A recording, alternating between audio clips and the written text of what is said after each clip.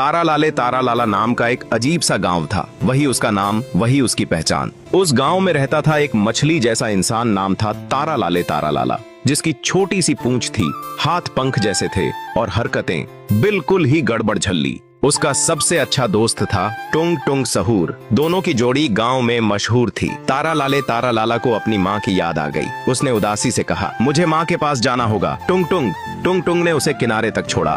तारा लाला ने उसे गले लगाया, मुस्कुराया और समंदर में कूद गया। उसका माँ के पास चला गया। अब टुंग टुंग सहूर अकेला और बहुत उदास हो गया। वो गुस्से में एक पत्थर उठाकर पेड़ पर दे मारा। धड़ाम! अचानक ऊपर से एक जादुई चिड़िया टपक पड़ी। चिड़िया, अरे मुझे मत मारो, मैं तुम्हारी किस्मत चमका शक्ति हूँ, मुझे अपने साथ ले चलो।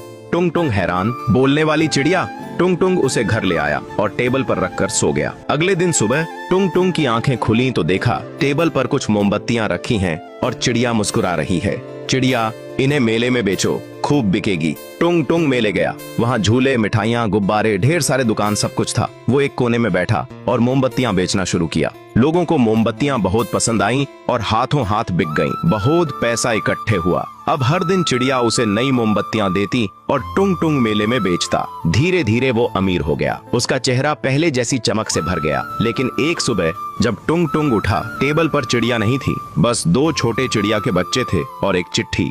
मैं अपने देश लौट रही हूँ, चिंकू और मिंकू का ध्यान रखना। टुंग टुंग सहूर कुछ नहीं बोल सका। वो बस चुपचाप सोफे पर बैठ गया, गोद में चिंकू मिंकू को लिए।